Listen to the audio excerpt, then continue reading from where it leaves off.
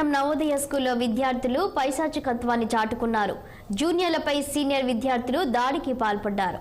9వ తరగతి విద్యార్థులపై సీనియర్ విద్యార్థులు ర్యాగింగ్తో వేధిస్తూ పైశాచిక ఆనందం పొందుతున్నారు. కొంతమంది విద్యార్థులు గ్యాంగ్గా ఏర్పడి జూనియర్లపై దాడులకు పాల్పడుతున్నారు.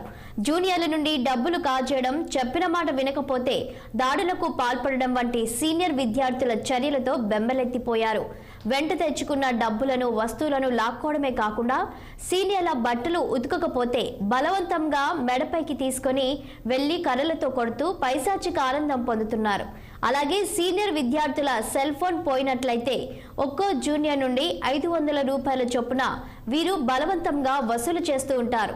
ర్యాగింగ్ ఘటనపై ఫిర్యాదు చేసినా ప్రిన్సిపాల్, టీచర్లు పట్టించుకోలేదని విద్యార్థులు ఆరోపిస్తున్నారు.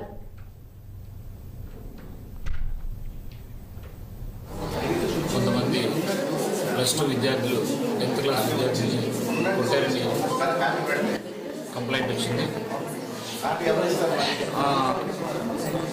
కొట్టినప్పుడు శ్రీ పవన్ నివాస్ అన్న కుర్రవాడు వాళ్ళ పేరెంట్స్ వచ్చి హౌస్ మార్షల్ తెలియజేసిన తర్వాత వాళ్ళని ఎవరైతే ఈ ఘటనలో పాల్గొన్నారో ఆ సీనియర్ స్టూడెంట్స్ అందరినీ కూడా పోలీస్ స్టేషన్లో పోలీసులు ప్లస్ తల్లిదండ్రులు వీళ్ళందరూ ఎదురుకుండా కౌన్సిలింగ్ ఇవ్వడం జరిగింది.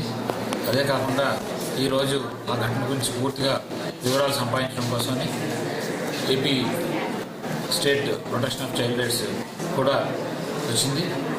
ఆయన ఇచ్చిన సలహాలు, వాళ్ళు సూచనల మేరకు మేము పనిచేస్తాం. 4వ తారీఖు ఆదివారం రాత్రి కొంతమంది +2 విద్యార్థులు